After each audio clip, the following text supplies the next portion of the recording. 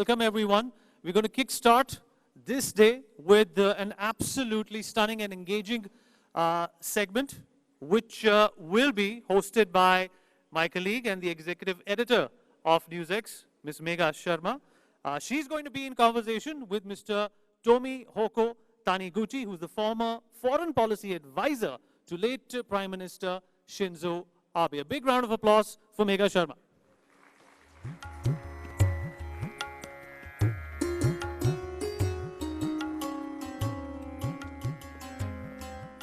A very good morning to all my audiences. Thank you for coming, and let's start with the first session that we kickstart. Of course, we have Dr. Tomohiko Taniguchi. My colleague has already introduced him. He was the special policy advisor to the former Prime Minister of Japan, late Shinzo Abe. And let's take a look at what the Indo-Pacific policy under Shinzo Abe had been. He had been working closely with him. And Mr. Taniguchi, thank you very much. And my first question. Thank you very much. Absolutely. Before answering your very much pertinent question, may I simply say that I'm very much grateful that I can be part of your inaugural event, and my hearty congratulations for the very successful launch of this next conference, very much important meeting, to which I hope that a lot of Japanese delegates will join as time goes on. Now, 5 big challenges and 5 big opportunities.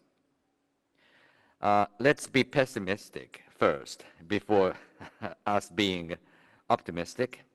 And by the way, in order for any leader of any nation to lead her nation, the leader has to be an optimist for the future. 5 biggest challenges for the Indo-Pacific. It is number 1, China. Number 2, China. Number 3, China. Number 4, number 5, I don't know. But let's just discuss 3 biggest challenges, namely China. China is going to be bigger and more powerful.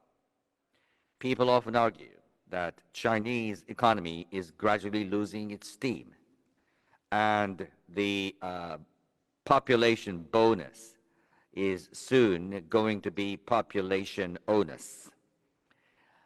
And people often even argue that an affluent group of Chinese people is busy finding investment opportunities elsewhere than in China.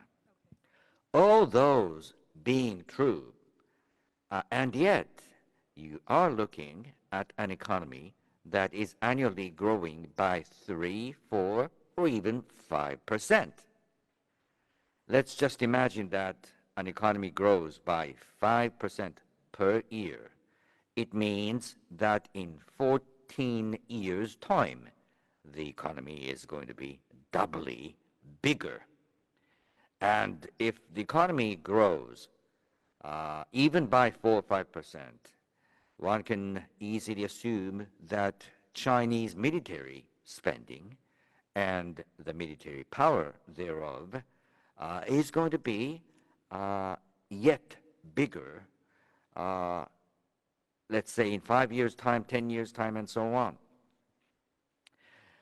Japan and India are both feeling this growth of Chinese military power almost daily. How best can democratic nations such as India and Japan accommodate, live with this growing military behemoth that's in the making? Number 1 is the Chinese military growth. Number 2, Chinese economic development has proven that it's been out of the set pattern that humans have long known about. We all believed, didn't we, that as the economy grows, middle class will also grow, and so will the space of public and political discourse in China. That's proven to be untrue. The Chinese society is going to be even more, not less, authoritarian.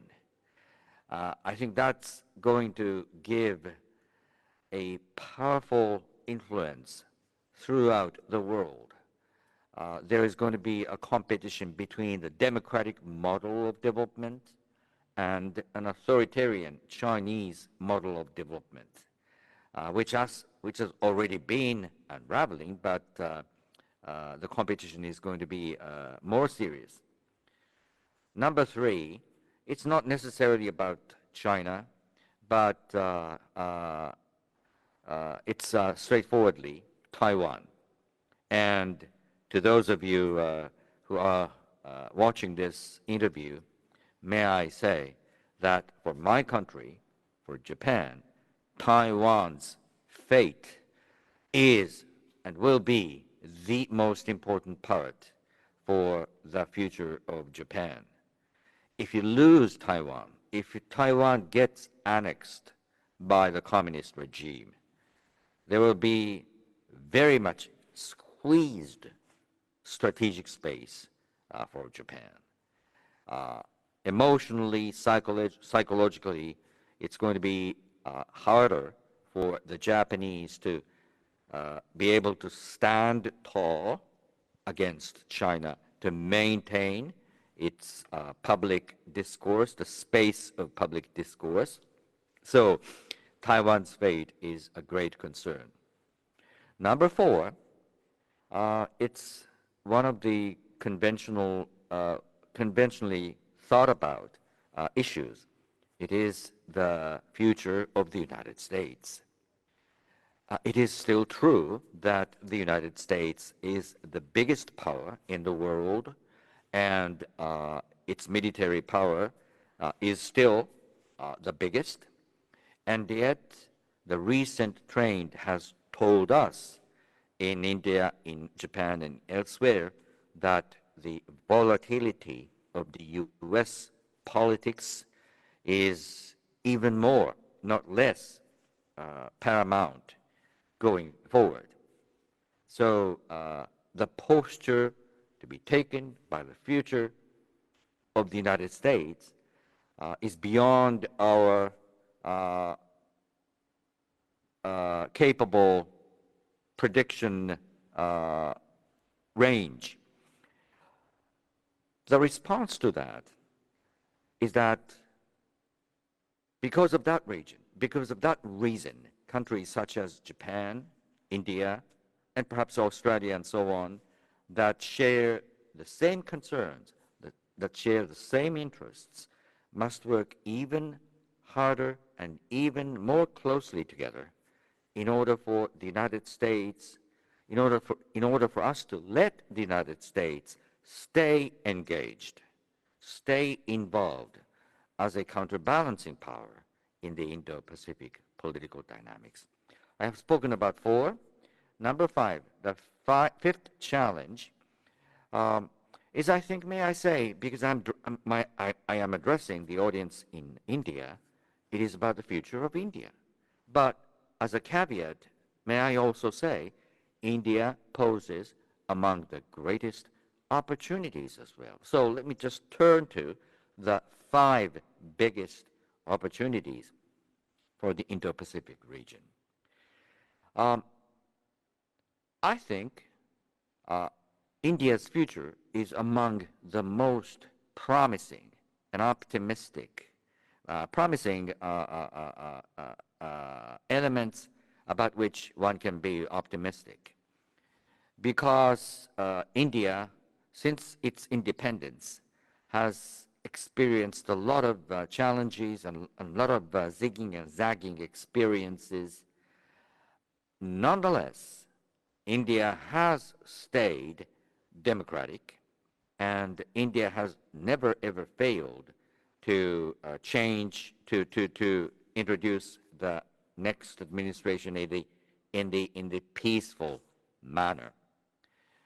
So I hope and I believe that the future for Indian democratic institutions and development will bear fruit, not only for the Indian people, but also for the greater world. However, in order for this to be made possible, I think wise handling of difficult, sensitive issues, including religious confrontations within the country, must be handled with extreme care. It is my belief that the wisdom, collective wisdom of the Indian people will make it possible. The second opportunity is this widening space of knowledge creation, propelled daily or minute by minute by the development of artificial intelligence. Why do I say English platform? That is that if you recall, there is something called network effect, which is to say, if you add one to a small number of participants, the number of network connectivities, network connections, lines of network will double, treble, and quadruple. So that's the pace and tempo with which network expands. And who else is going to be better fit to benefit from this expanding network of knowledge? That is those people who speak an international language, lingua franca, in this case, English. Even if people in China are big in number, even if the language spoken there is actually spoken by a lot of people, it is not yet and will never be an internationally accepted language. Media space, knowledge space, science exploration will still be conducted and furthered in English. So India is extremely better fit in benefiting from this expanding English-speaking platform. AI, artificial intelligence, and quantum computing, those involving knowledge creation, will more or less be the same.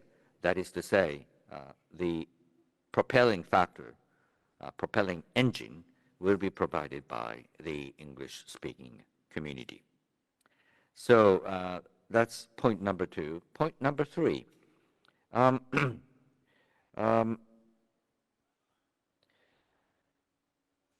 think there will be new Asian tigers, if you like. They're already in the making. If you look at Bangladesh, Bangladesh is becoming very much fast one of the manufacturing centers in the Southeast Asian region. And I think it's incumbent upon countries such as India and Japan to, as much as possible, collaborate and cooperate with people in Bangladesh so that the development of Bangladesh is going to be both prosperous and democratic. But if you look at such countries as Bangladesh that are gaining traction in their economic development, one can be optimistic. Fourth, I have not spoken about Japan. Japan poses its own domestic challenges, the population decline, graying society. One can easily be very much pessimistic about the future of Japan. Let's look at the other side of the same coin. The grave challenges can provide you with lots of new opportunities. So I'm trying to be very much optimistic, even though the picture in front of us is gloomy, to say the least. if you look at the declining population and so on and so forth. But by solving those big societal challenges, I think Japan can still grow. And it's important for countries such as Japan to show to the rest of the world that very much mature, aging society can still grow. So I'm hoping that is going to be the case. The fifth opportunity may be found elsewhere than on the surface of the Earth. Maybe in the deep seas, maybe in the deep space, on the surface of Moon, on the surface of Mars.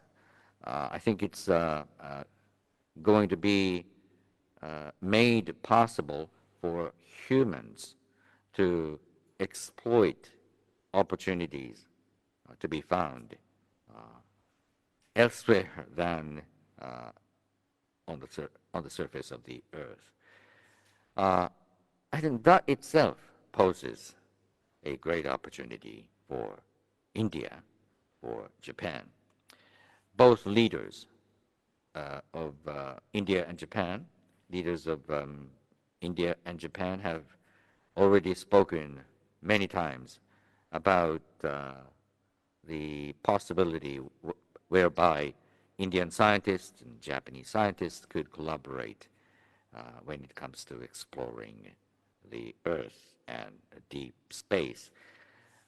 One has to say we have spoken about those things, but we have just talked the talk. India and Japan must now walk the talk. Have I covered those 10 negatives and positives? Absolutely, absolutely, Dr. Taniguchi. You have given us that extensive elaboration of how the Indo-Pacific Quad and particularly India and Japan relations are going to forge in the coming years. A round of applause for Dr. Taniguchi, and we then move on to the next session.